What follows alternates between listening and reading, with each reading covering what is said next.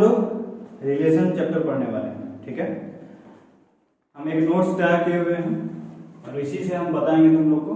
इसमें सारा कुछ बेस्ट हम सारा बुक से कलेक्ट करके बता रहे हैं यहाँ पे, ताकि तुम लोग से कोई भी टॉपिक मिस नहीं हो।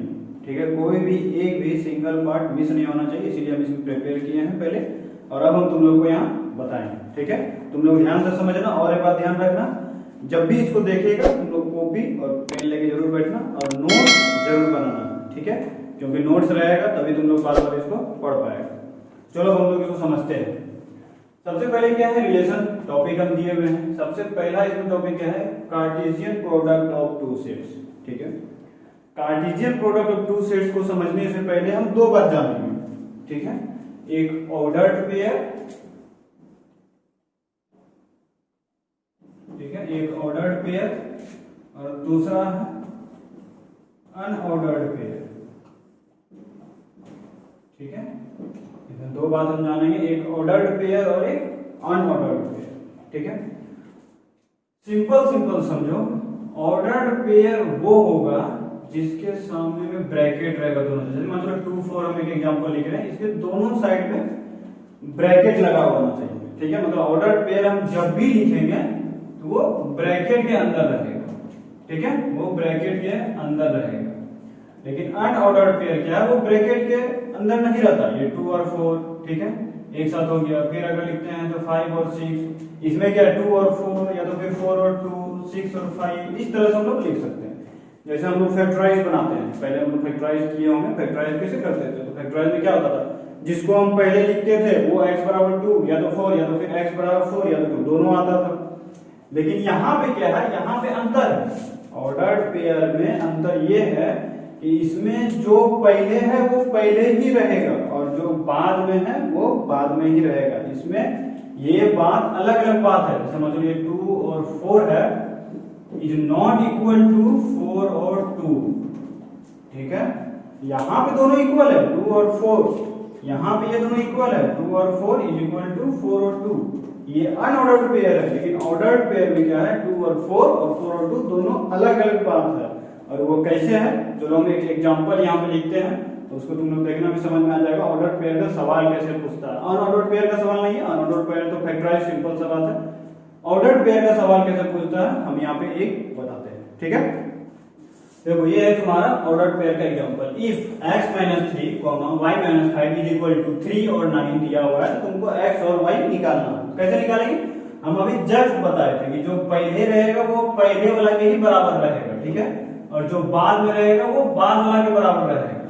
चलो इसको लिखते हैं, तब x - 3 इज इक्वल टू 3, जो पहले वाला शब्द निकाल दिया तो x बराबर क्या हो गया, 3 उधर चल गया तो 3 + 3 6 हो जाएगा। अब यहाँ पे चलो y वाला करते हैं, y - 5 is equal to 9, y is equal to कितना हो जाएगा 9 + 5, तो y इज इक्वल टू कितना हो जाएगा 40। देखो इसमें कोई दिक्कत होगा, जो पहले वाला है वो पहले वाला शब्द में इक्वल टू किए हैं, x - 3 is equal to 3, x is equal to 3 + 3 6, और जो बाद में है वो बाद वाला शब्द इक्वल किए हैं, y - 5 इज इक्वल टू 9, तो y is equal to 9 + 5, y is equal to 40। एक बात और ध्यान देना, ध्यान देने वाला बात है, ये देखो क्या है, x - 3 और y - 5। ऐसा कोई जरूरी नहीं है कि x y जब तुमको निकालने देगा तो दोनों एक ही साइड रहे। वो सवाल इस तरह से भी हो सकता था। जैसे मतलब ये x - 3 है, y - 5 है। ठीक है, तो सवाल ये इस तरह से भी हो सकता था, x - 3 यहाँ पे 9 लिख दिया और बीच में बराबर दे दिया, यहाँ पे 3 लिख के कॉमा देके y - 5, फिर भी आंसर वही निकलेगा। ये x - 3 ये पहला वाला के साथ होगा और ये जो 9 है दूसरे वाला के साथ होगा। ठीक है, ऑर्डर पेयर समझ में आ गया होगा तुम लोग को। अब हम लोग जो मेरा मेन टॉपिक है उस पे आते हैं। टॉपिक क्या है, Cartesian product of two sets. चलो हम लोग इसको देखते हैं। अब देखो, अब हम लोग कार्टेशियन प्रोडक्ट जानने वाले हैं, तो एक एग्जांपल लिखे हैं a और b। ठीक है, सबसे पहले जानो कि कार्टेशियन प्रोडक्ट का साइन क्या है। कार्टेशियन प्रोडक्ट को हम लोग ऐसे लिखेंगे, a क्रॉस b। ठीक है, इसको हम लोग पढ़ेंगे कैसे, a Cartesian product of b। ठीक है, ध्यान सुनो, इसको हम लोग क्या पढ़ेंगे, a Cartesian product of b। ठीक है, अब इसको लिखेंगे कैसे, a क्रॉस b है। इसमें एक बात ध्यान देने वाला है कि देखो a है तो पहले हम लोग a वाला को ही लिखेंगे। ठीक है ना, इसको तो कैसे लिखेंगे, एक ब्रैकेट देंगे, 1 है तो 1 लिखें। अब इसके बाद b में क्या है, 3 है तो 3 लिखेंगे, ठीक है। फिर कॉमा देंगे। अब यही 1 को इसमें जितना रहेगा बी में सब के सब लिखना है पहले, तो यही 1 के साथ और क्या है 4, तो पहले 1 और 4 लिख देंगे। अब कुछ नहीं है बी में, अब 2, अब ए में आते हैं, यहाँ पे क्या है 2, ठीक है। 2 किसके साथ लिखेंगे पहले 3, तो फिर 3, फिर 2 है तो किसके साथ लिखेंगे 4, ठीक है। फिर यहाँ पे ब्रैकेट बंद कर। इसमें ये ध्यान देने वाला बात है, अगर ए कार्टेशियन प्रोडक्ट बी बोल रहा है तो मतलब आगे में ए ही रहना चाहिए, ठीक है। पहले ए रहना चाहिए और बाद में बी है तो बाद में बी रहना चाहिए, ठीक है। अब यहाँ पे अगर बी कार्टेशियन प्रोडक्ट ए बोल देगा तो इसी का जो बी कार्टेशियन प्रोडक्ट ए बोल देगा तो क्या होगा, इसमें उल्टा कर देंगे, बी पहले वाला लिखेंगे मतलब 3, तो 3 पहले लिखा है 3 और 1, ठीक है। फिर 3 और 2, फिर 4 आ रहा है तो 4 और 1, फिर क्या आ रहा है 4 और 2। देखो तुम लोग बी कार्टेशियन प्रोडक्ट में क्या लिखे, देखो 3 मतलब बी वाला पहले लिखे 3 1, फिर देखो 3 2, फिर देखो 4 1, फिर 4 2, देखो वही लिखे हैं यहाँ पे। तो एक बात ध्यान दो, यहाँ पे इसमें जो होता है A Cartesian product B is not equal to B Cartesian product A, ठीक है। ये बात तुम लोग नोट कर लेना, इस बात को याद रखना, A Cartesian product B is not equal to B Cartesian product of A, ठीक है। अब हम लोग आगे देखेंगे, जैसे मान लो यहाँ पे छोटा टर्म है, ठीक है। यहाँ पे छोटा टर्म है, ए बराबर इतना है, बी बराबर इतना है। अगर कोई बड़ा टर्म रहता और तुमसे पूछता है कि इसमें कितना नंबर ऑफ एलिमेंट है, तो कोई बड़ा टर्म है तो उसको हम लोग कर नहीं सकते हैं, इसीलिए उसका एक फॉर्मूला है कि भाई अगर कुछ दिया हुआ है यहाँ पे a बराबर b बराबर, उसका कार्टेशियन प्रोडक्ट निकालना है तो उसमें कितना एलिमेंट होगा वो कैसे निकालेंगे, अब चलो हम लोग वो देखते हैं, ठीक है। अब देखो हम एक एग्जांपल लिए a बराबर 1 2 3, b बराबर x y, ठीक है। हम तुमको अभी क्या बोले थे कि हमको क्या निकालने जानना है कि number of element in A Cartesian product b कितना होगा, ठीक है। ये बहुत आसान है, सिंपल फॉर्मूला से तुम लोग से बन जाएगा। इसमें सिंपल फॉर्मूला तो क्या है, N A is equal to, देखो एन ए कितना 1 2 3 3 हुआ, यहाँ पे 3 एलिमेंट लिख दिए। दूसरा हम क्या है एन बी में कितना एलिमेंट है, देखो 1 और 2, यहाँ पे 2 लिख देंगे। और इसका फॉर्मूला क्या होता है, number of element in A Cartesian product B होता है उसका formula N A multiply N B, ठीक है। इसका मतलब कितना हो जाएगा 3 मल्टीप्लाई 2 इज इक्वल टू 6। इसका मतलब number of element in A Cartesian product B में कितना हो जाएगा 6 एलिमेंट, ठीक है। अब तुम लोग इसको करके भी देख सकते हो, 1 को x के साथ, फिर 1 को y के साथ में 2 हो गया, 2 को x के साथ, 2 को y के साथ 4 हो गया, 3 को x के साथ, 3 को y के साथ 6 हो गए। तुम लोग इसको कॉपी में लिख के भी देख सकता है, ठीक है। अब यहाँ पे एक बात ध्यान दो, अभी जस्ट हम बताए थे, अभी हम क्या बताए थे, A Cartesian product B is not equal to B Cartesian product A, ये हम बताए थे, अभी तुरंत बताए थे। लेकिन यहाँ पे ध्यान देने वाला क्या बात है कि number of A Cartesian product B is equal to number of B Cartesian product A, ठीक है। इस दोनों का जो नंबर रहेगा वो सेम रहेगा, दोनों का नंबर ऑफ एलिमेंट सेम रहेगा, ठीक है। दोनों का नंबर ऑफ एलिमेंट सेम रहेगा और दोनों का फॉर्मूला यही रहेगा। ये जो फॉर्मूला है इसको भी लिख लेना है तुम लोग को, देखो ये फॉर्मूला, क्योंकि मल्टीप्लाई में क्या होता है, जैसे यहाँ पे एन बी को अगर हम पहले लिखते हैं, ठीक है, एन बी को पहले लिखते हैं, एन ए को बाद में लिखते, तो उससे कोई फर्क नहीं पड़ता, 2 मल्टीप्लाई 3 6 हो जाता। ये number of A Cartesian product B is equal to number of B Cartesian product A है, ठीक है। दोनों इक्वल होता है, ठीक है। दोनों में क्या फॉर्मूला लगेगा, कैसे निकालना है तो देखो N A multiply N B, और एन ए और एन बी कैसे निकालना है यहाँ पर लिख दिया, एन ए मतलब number of element in A और एन बी मतलब number of element in B. समझ में आ गया होगा बात, चलो अब आगे बढ़ते हैं। अब देखो, अब हम एक एग्जांपल लिखे सी और डी। अगर कोई एलिमेंट 5 मतलब नल से मतलब कुछ भी नहीं है उसके अंदर, तो उसका ए कार्टेशियन प्रोडक्ट बी क्या होगा, ठीक है। यहाँ हम क्या लिए, C is equal to 5, D is equal to 1 2 3, तो सिंपल सा बात है, सी कार्टेशियन प्रोडक्ट डी हो जाएगा मेरा 5, ठीक है। या तो इसको ऐसे डिनोट करना या तो ऐसे लिख देना, ठीक है। ये बात हम पहले ही बता चुके थे। अब एक बात ध्यान दो, इसमें सिंपल देखो, इफ इसको लिखो यहाँ पे, if A Cartesian product B is equal to 5, अगर ये ऐसा होता है तब, ठीक है। अगर फाई होता है, इसको नोट डाल के लिख लेना तुम लोग, नोट डाल के। ए कार्टेशियन प्रोडक्ट बी फाई है, तो इसका मतलब क्या है, या तो यहाँ पे लिखो either A is equal to phi होगा, या तो B is equal to phi, यही होगा ना। यहाँ पे ऐसा कोई जरूरी नहीं है कि सी को ही फाई होना, ठीक है। यहाँ पे डी भी फाई हो सकता है, सी भी फाई हो सकता है, दोनों में से कोई भी फाई हो सकता है, इसलिए हम लिखे हैं ए कार्टेशियन प्रोडक्ट बी अगर फाई होगा तो इसका मतलब क्या है, या तो ए फाई होगा या तो बी फाई होगा, ठीक है। ये भी याद रखने वाला बात है, तुम लोग इसको नोट डाल के लिख लेना, ठीक है। अब चलो हम लोग, जो मेरा ये टॉपिक है रिलेशन, अब हम लोग उस पर चलते हैं, ठीक है। अब हम लोग रिलेशन के बारे में जानेंगे। तो अब हम लोग का टॉपिक है रिलेशन, ठीक है। रिलेशन में हम पहला लाइन लिखे हैं generally denoted by capital R, ठीक है। वैसा कोई रूल नहीं है कि हम लोग कैपिटल आर से ही डिनोट करेंगे, capital W, capital X, capital Y, या फिर ओ आर से ही, किसी से भी हम लोग इसको डिनोट कर सकते हैं। लेकिन ये रिलेशन को हमेशा शुरू से ही आर से ही डिनोट करते आ रहे हैं, तो हम लोग भी उसी प्रथा को जारी रखेंगे, हम लोग भी आर से ही डिनोट करेंगे, ठीक है। तो रिलेशन का डिफिनेशन क्या है, relation will be defined between two sets, ठीक है। रिलेशन जो डिफाइंड होगा वो दो सेट्स के बीच में होगा। जैसे सबके बीच कोई ना कोई रिलेशन होता है, भाई बहन का, ठीक है, कहीं बहन बहन का, कहीं भाई भाई का, जैसे मेरा तुम्हारा क्या है, स्टूडेंट टीचर का। उसी तरह से यहाँ पे क्या है, जो रिलेशन हम लोग पढ़ेंगे वो दो सेट्स के बीच में पढ़ेंगे, ठीक है। यहाँ पे हम एक बनाए हुए हैं, ये तुम लोग को याद होगा, विजुअल रिप्रेजेंटेशन हम सेट्स में पढ़ाए थे, इसी तरह का डायग्राम था। यहाँ पे लिखे हैं 1 2 3 4 5, इधर लिखे हैं 1 2 4 9 10, ए और बी, और यहाँ से मेरा जो है आर रिलेशन हो रहा है, ठीक है।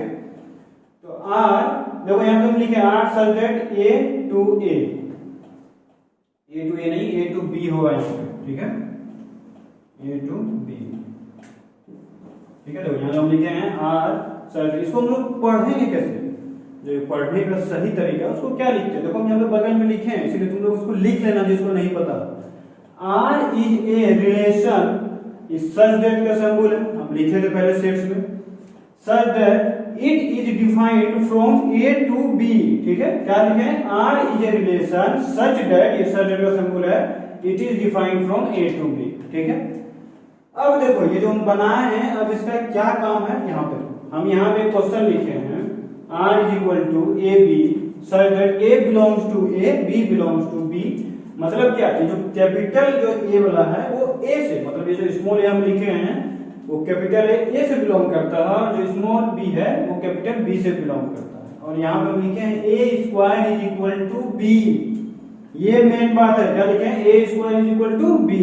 तो यहाँ पे A पे आते हैं, 1 का स्क्वायर, A स्क्वायर बराबर B, तो 1 का स्क्वायर क्या होगा, 1, ठीक है। 2 का स्क्वायर क्या होगा, 4, ठीक है। 3 का स्क्वायर क्या होगा, 9, ठीक है। 4 का स्क्वायर 16 नहीं है, 5 का स्क्वायर 25 नहीं, ठीक है।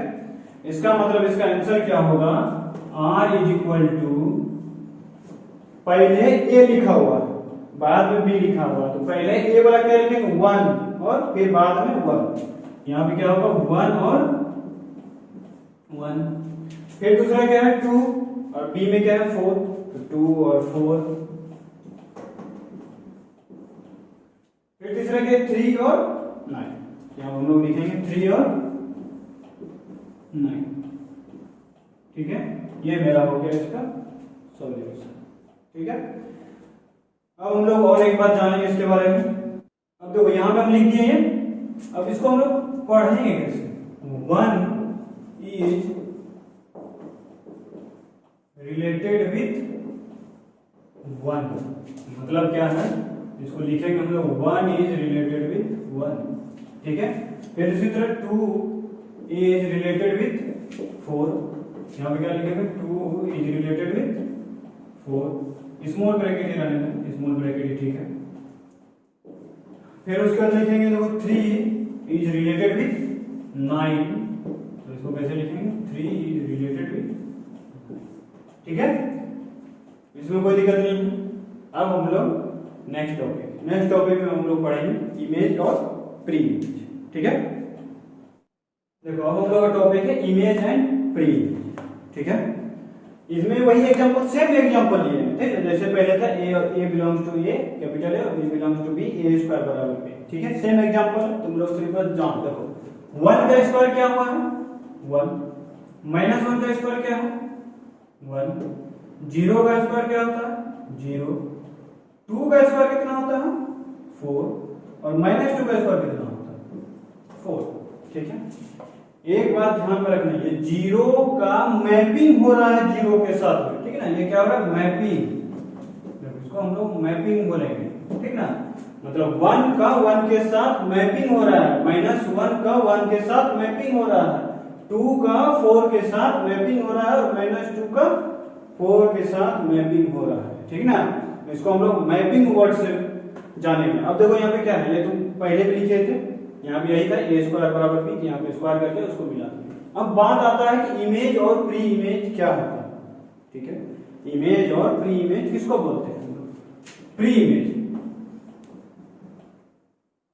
प्री इमेज नाम से ही पता चलता है कि मतलब जो पहले वाला, मतलब जो ए में है वो मेरा प्री इमेज होता है। देखो 1 क्या क्या है, मतलब किसका किसका इमेज बना, ध्यान में रखना, जिसका जिसका इमेज बना हुआ है वही होता है मेरा प्री इमेज। तो किसका किसका बना हुआ है देखो 1, -1, 0, 2 और -2, ठीक है। और इमेज क्या क्या होता है, देखो इमेज क्या क्या है, इमेज में मतलब जिस जो प्री इमेज का जो इमेज बना है वो होता है मेरा इमेज। देखो 1, 0 और 4, यहाँ पे क्या लिखेंगे 1, 0 और 4, ठीक है। प्री इमेज भी समझ में आ गया। प्री इमेज और इमेज डायरेक्ट नहीं तुमको लिखने देगा, यहाँ पे इमेज लिखो प्री इमेज लिखो, इसमें कुछ क्वेश्चन रहेगा, जैसे यहाँ पे ए स्क्वायर बराबर बी, तब यहाँ पे इसका स्क्वायर करके जो बी में है उसको लिख देंगे। तो ये वाला पहला वाला होता है प्री इमेज और ये दूसरा वाला है इमेज, ठीक है। इस बात में कोई क्लियर नहीं होगा। अगर तुमसे यहाँ पे क्वेश्चन कोई पूछ दे, क्वेश्चन अगर तुमसे कोई पूछेगा 4 का प्री इमेज क्या है, यहाँ पे लिखो प्री इमेज ऑफ 4, अगर हम ये लिखते हैं pre image of 4, pre image of 4 क्या है, देखो 2 और -2, यहाँ पे लिखेंगे 2 और -2, ठीक है। अगर यही तुमसे क्वेश्चन पूछ दे कि 1 का इमेज क्या है, ठीक है, यहाँ पे लिखते हैं image of simple image of 2, image of 2 का इमेज क्या है देखिए 4, यहाँ पे लिखेंगे 4।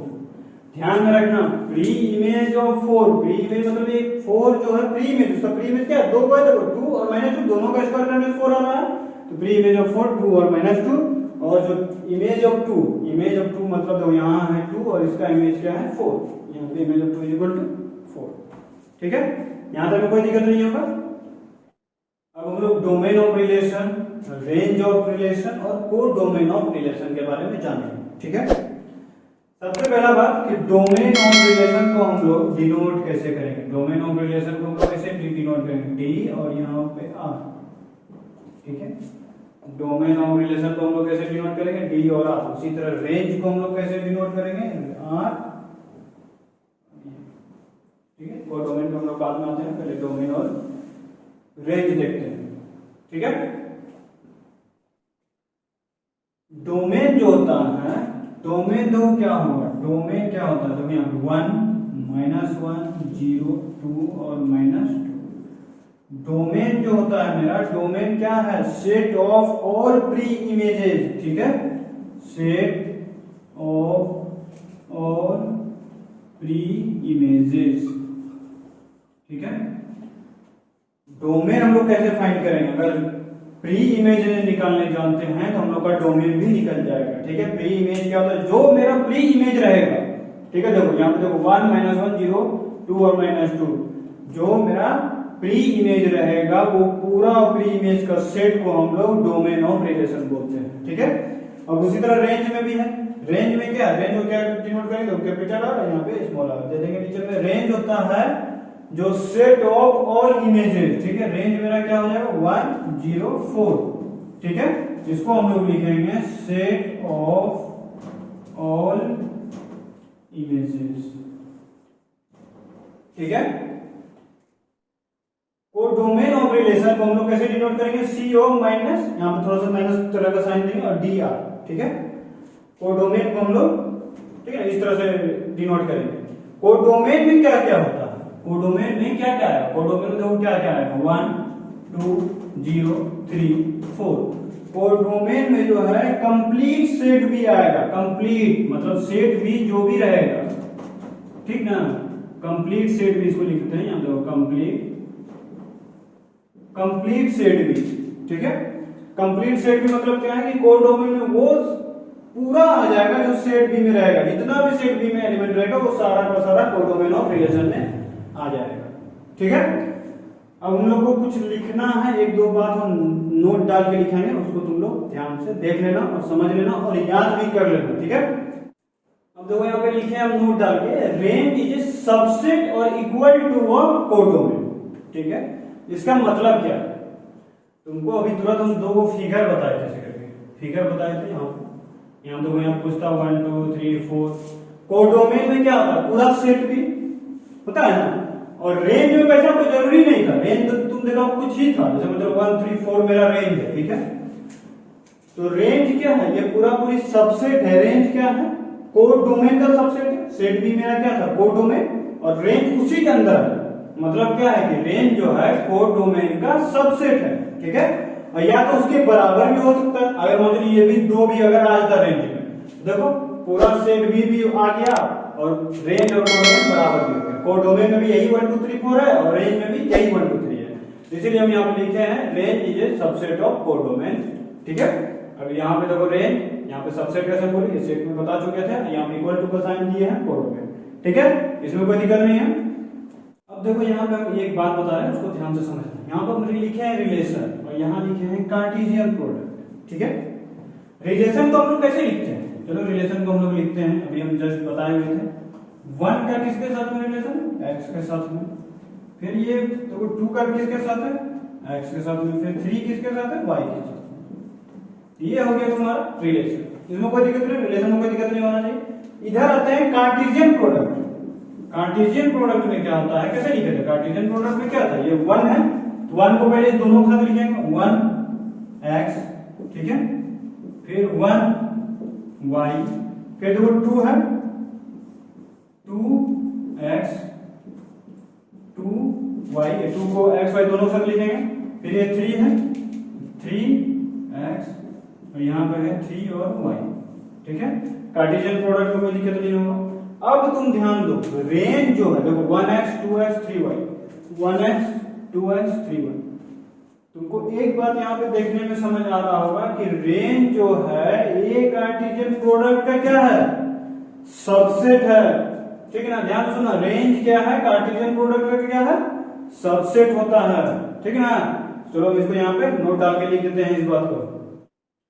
यहाँ पर हम लिख दिए any relation R certain A to B is a subset of A Cartesian product B, ठीक है। ये अभी हम तुमको समझा और यहाँ पे हम लिख दिए इसको, ठीक है। अब यहाँ पे एक दो बात बचा हुआ है, थोड़ा थोड़ा छोटा छोटा, उसको भी हम लोग जान लेते हैं फटाफट, और हम लोग का रिलेशन टॉपिक खत्म हो जाएगा और हम लोग नेक्स्ट वीडियो में फंक्शन का लेक्चर 1 के साथ हम लोग मिलेंगे, ठीक है। अब तो लोग ध्यान दो, हम यहाँ पे एक बात लिखे हैं, इफ एन ए बराबर पी और एन बी बराबर Q, N Cartesian product A B कितना है, पी और क्यू, ये हम बताए थे। पी और पी मल्टीप्लाई क्यू का मतलब क्या है, N A multiply N B, ये बात हम पहले ही बताए थे। लेकिन अगर तुमसे ये पूछ देगा total number of subset of A cross B, ठीक है, तो क्या हो जाएगा 2 पे पावर पी मल्टीप्लाई क्यू, मतलब 2 पे power N A multiply N B, ठीक है। अब यही चीज को समझने के लिए इसी रिलेटेड से एक सवाल दिया है, मतलब ए बराबर अल्फा बीटा गामा और ए, ठीक है, बी बराबर क्या है X Y Z C B, ठीक है। तो इसमें लिखा है question find total number of relation that can be defined in set A and B, ठीक है। अब इसमें क्या होता है, यहाँ क्या लिखेंगे, N A is equal to कितना है, देखो 1 2 3 4, ठीक है, N B is equal to कितना है, 1 2 3 4 5, तो 5, तो इसका मतलब total number of subset of A cross B कितना हो जाएगा, 2 पे पावर ये 4 मल्टीप्लाई 5 कितना हो जाता है 20। तो ये इस टाइप का सवाल है, तुम लोग का एनसीईआरटी में भी एक सवाल है, तो तुम लोग को इसी तरह से बनाना, उसमें पूछा हुआ total number of subset A cross B निकालना, तो उसमें एन ए बराबर एन बी बराबर जो रहेगा उस दोनों का जो मल्टीपल्स होगा वो 2 का पावर रहेगा, ठीक है। अब देखो मैं एक एग्जांपल लिखे हुए हैं तुम लोग को समझने के लिए इस बात को, देखो find x and y if 4x plus 3 comma y is equal to 3x plus 5 comma minus 2। इस तरह का बात हम पहले ही बता रहे, इस तरह का क्वेश्चन क्या आएगा तो 4x plus 3 is equal to 3x plus 5। हम बताए थे पहला वाला को पहले वाला के साथ में ही रखना है और दूसरा वाला को डायरेक्ट रखेंगे तो y बराबर -2 डायरेक्ट निकल जाता है। ठीक है, उसमें कुछ नहीं करना है। इसको आप सॉल्व करते हैं तो 4x ये 3x इधर आ जाएगा तो क्या आ जाएगा -3x इज इक्वल टू 5, ये 3 उधर चल जाएगा तो -3, 4x में से 3x घट जाएगा तो x is equal to 5 - 3 is equal to 2 हो जाएगा। ठीक है, कुछ कुछ हम लोग छोटा हल्का क्वेश्चन कर रहे हैं, उसको देख लो, ये तुम लोग को आगे हेल्प करेगा। और एक बार ध्यान रखना, पूरा नोट्स बनाना है तुम लोग को और वही नोट्स को लेके तुम लोग को एनसीईआरटी बनाने के लिए बैठना है। ठीक है, और हर एक सवाल बन जाएगा। ठीक ना, नोट जरूर रखना, नोट्स अगर रहेगा तुम लोग को एनसीईआरटी में या फिर कोई भी सवाल में कहीं पे भी दिक्कत नहीं रहेगा, इसलिए नोट्स जरूर तैयार करना। देखो और एक क्वेश्चन हम लिखे हैं, find the domain and range of the relation R given by r is equal to xy such that y is equal to 6 plus 6 बटे x where xy belongs to natural number और x जो है 6 से छोटा रहना चाहिए। मतलब सबसे पहला सवाल में हम लोग क्या करेंगे, x का वैल्यू तब क्या क्या रह सकता है, ध्यान रखना हम नेचुरल नंबर लिखे हैं, नेचुरल नंबर कहां से स्टार्ट होता है 1 से, तो 1 2 3 4 5 6 होगा नहीं क्योंकि हम x का वैल्यू क्या रखे हैं 6 से छोटा रखे हैं। ठीक ना, अब चलो हम लोग y को अब हम लोग एक एक करके सॉल्व करते हैं। देखो यहाँ पे लिखिए, यहाँ पे इतना तो कोई दिक्कत नहीं है। अगर हम x का वैल्यू 1 रखते हैं तो 6 बटे 1 6, तो 6 प्लस 6 12 मेरा नेचुरल नंबर है। ठीक है, चलो लिखते हैं, अगर हम x को 1 रखते हैं तो मेरा y कितना निकलेगा 12। फिर अगर 2 रख रहे हैं तो यहाँ पर अगर 2 रखेंगे 6 बटे 2 कट के 3 हो जाएगा, 6 प्लस 3 9 मेरा क्या है नेचुरल नंबर है। चलो इसको ये भी हो जाएगा 2 बटे 9। ठीक है, अब अगर 3 रखते हैं तो 6 बटे 3 कट के 2 हो जाएगा। ठीक है, कट के 2 हो जाएगा क्या हो जाएगा 6 प्लस 2 8 हो जाएगा। यहाँ पे 3 रखने पे भी आ रहा है, लेकिन अगर हम 4 रख रहे हैं 6 बटे 4 कट के 3 बटे 2, वहां देखो 3 बटे 2 क्या है मेरा नेचुरल नंबर नहीं है। ठीक ना, तो इसलिए मेरा क्या होगा r बराबर सिर्फ इतना ही रहेगा 1 2 2 9 5 8। उसी तरह 5 भी रहेगा 6 बटे 5, वो भी मेरा नेचुरल नंबर नहीं है। ठीक है, अब हमको यहाँ पे निकालने क्या बोला है, डोमेन और रेंज। तो डोमेन और रेंज क्या होता है, डी आर डोमेन है और रेंज ये है। ठीक है, तो डोमेन तो तुम लोग को पता है क्या होगा, डोमेन मेरा क्या होगा यहाँ पे 1 2 और 3। जो मेरा ए वाला जो सेट है, ये तो पहले वाला जो मेरा पहला, अगर हम इसको विजुअल में बनाते हैं, विजुअल रिप्रेजेंटेशन क्या होगा 1 2 3 एक साइड रहेगा, ए में रहेगा क्या हो जाएगा 1 2 3 और रेंज क्या होगा मेरा 12 9 8, ये मेरा हो जाएगा रेंज। ठीक है, इसमें अगर कहीं पे भी दिक्कत है तुमने अगर कमेंट करके जरूर पूछ लेना कि हमको कहाँ पे दिक्कत है, हम बता देंगे उसको हम फिर से। ठीक है, अब हम लोग चलो और एक क्वेश्चन, लास्ट क्वेश्चन हम लोग देखते हैं। ठीक है, देखो इस लेक्चर का हम लोग लास्ट क्वेश्चन लिखे हैं, find given r is equal to x y such that x y belongs to whole number. ठीक है, x square plus y square is equal to 25। हम वहां पे क्या लिखे, ध्यान से देखो, यहाँ हम क्या लिखे हैं x square plus y square is equal to 25 लिखे हैं। तुम वैसा वैल्यू सोचो कि जो दोनों को जोड़ने से मेरा जो 25 हो जाना चाहिए और वो होल नंबर पे होना चाहिए। देखो अगर हम यहाँ पे 0 रखते हैं, 0 का स्क्वायर 0 और 5 का स्क्वायर 25 हो रहा है। ठीक है, और यहाँ पे अगर यहाँ पे 5 और 0 रखते हैं, ये भी तो हो सकता है 5 का स्क्वायर 25 प्लस 0 का स्क्वायर 0 25 प्लस 0। अगर यहाँ पे 3 रखते हैं तो देखो यहाँ पे 3 और 4 रखते हैं, 3 का स्क्वायर 9 4 का स्क्वायर 16 प्लस 9 25। अगर यहाँ पे 4 और 3 रखते हैं तो ये भी हो जाएगा। ठीक है, 4 कितना हो रहा है देखो, 4 का स्क्वायर 16, 3 का स्क्वायर 9, तो कितना हो गया 16 प्लस 9 25। बस इसके अलावा और कोई भी नहीं होगा। तो रिलेशन में क्या क्या हो जाएगा, तो r मेरा क्या क्या हो जाएगा, तो 0 और 5 लिख दिए, 5 और 0 लिख दिए, 3 और 4 4 और 3, यही हो जाएगा। लेकिन हमसे क्वेश्चन क्या पूछा है कि डोमेन और रेंज क्या पता है। तो डोमेन और रेंज अभी हम जस्ट एक क्वेश्चन बताए थे dr, डोमेन को हम लोग कैसे डिनोट करते हैं dr से। तो डोमेन हम क्या बताए थे, जो जो x वाला होता है वो डोमेन में आता है, जैसे 0 5 3 और 4।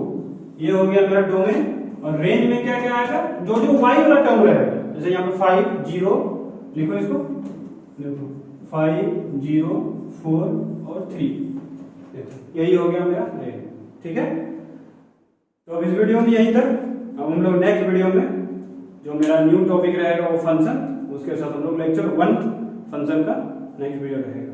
ठीक है, तुम लोग इसको देख लेना पूरा और इसका नोट्स बना लेना और एनसीईआरटी सॉल्व करना, रिलेशन से रिलेटेड सारा क्वेश्चन तुम लोग से सॉल्व हो जाएगा। ठीक है।